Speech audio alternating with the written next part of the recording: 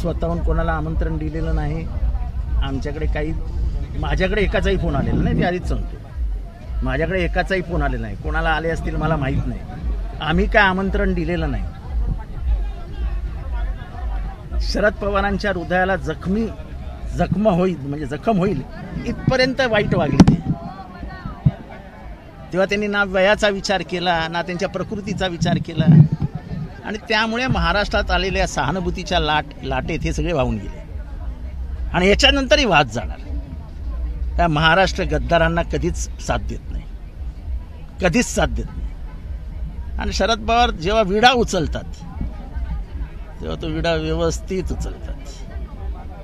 बाकी ज्यांना काय जे काय बोलायचं आहे त्याला बोलू दे. परंतु अजूनपर्यंत दावा होतोय की आतापर्यंत अजून पण संपर्कात आहेत, संपर्कातून या ठिकाणी आहेत ते काही आमदार आहेत ते आमच्या संपर्कात. हा, तर आमचे सगळे आमदार त्यांच्या संपर्कात आहे. मी आणि जयंत पाटील सोडून सगळे आमदार संपर्कात. मान्य. चला, अजून काय खुश व्हायचं असेल तर खुश व्हा.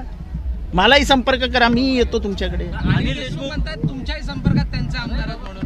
नाही, मला माहित नाही. माझ्या संपर्कात कोणी नाही, मी कोणाच्याही संपर्कात नाही. माझा स्वभाव तुम्हाला सगळ्यांना माहिती आहे. माझा काही संबंध नसतो या असल्या गोष्टींमध्ये. मी बापाला बाप मानणारा माणूस आहे. बापाला वय झाल्यावर ढकलून देणारा माणूस नाही. आणि गद्दारी माझ्या रक्तात नाही. ज्यांच्या रक्तात होतील ते आता फोन करतील, जातील, मला काय माहित नाही त्याच्याबद्दल. एबीपी माझा, उघडा डोळे बघा नीट.